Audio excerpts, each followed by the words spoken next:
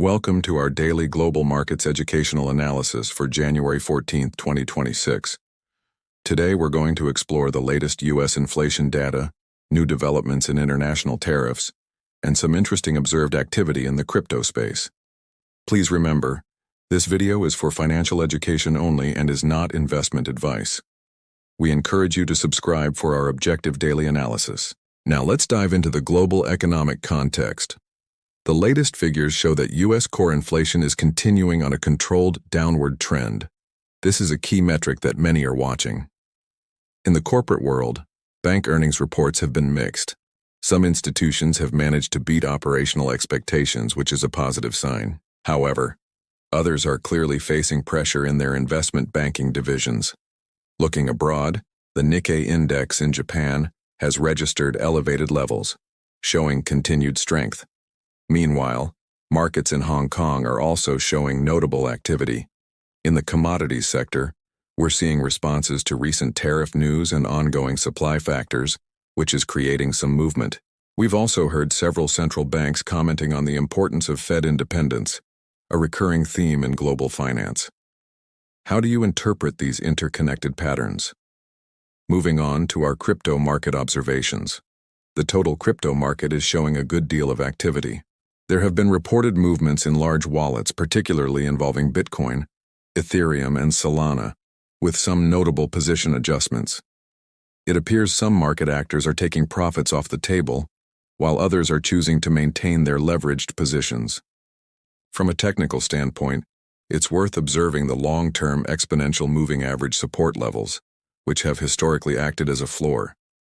We're also seeing price action interact with historical resistance zones.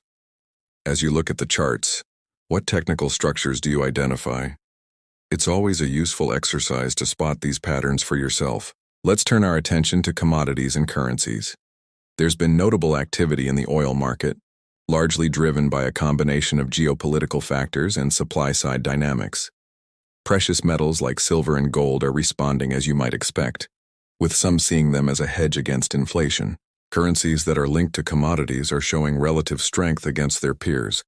The US dollar, on the other hand, is facing some political pressure directed at the Federal Reserve. It's an interesting dynamic to watch.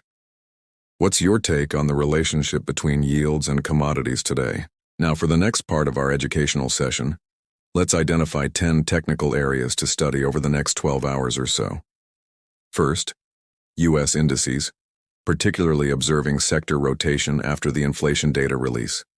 Second, the Nikkei 225, focusing on its performance during the Asian session and how the yen is positioned. Third, oil, where we'll continue to watch for impacts from geopolitical supply factors.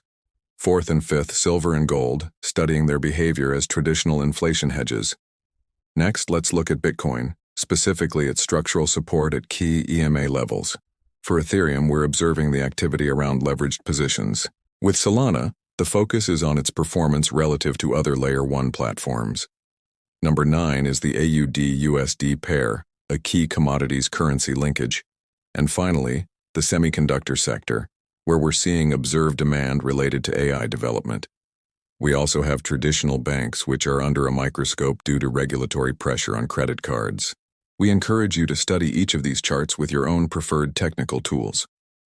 Let us also take a moment to look at some emerging project spaces that are showing active development. One area is DeFi security. With the growth of real-world asset tokenization, the demand for robust smart contract auditing is increasing. Another space is Omnichain infrastructure, which is all about addressing the need for better cross-chain liquidity. And finally, we're seeing significant work in the Asia enterprise sector, focusing on supply chain solutions and corporate blockchain adoption. When reviewing these areas, it's useful to look at metrics like progressive volume growth, key moving averages, and any announced corporate partnerships. So, to summarize what we've explored today, we've seen signs of controlled inflation, ongoing tension in the commodity markets, and continued institutional activity within the crypto space. Looking ahead, we're expecting new data from the Fed tomorrow, which will certainly be something to watch. What is one technical pattern you're studying right now? Let us know in the comments below. Be sure to subscribe for more daily educational content. And as a final reminder, This video contains educational content only. It does not constitute financial advice. You should always consult with licensed professionals for your own situation, and always do your own research. Thank you for watching.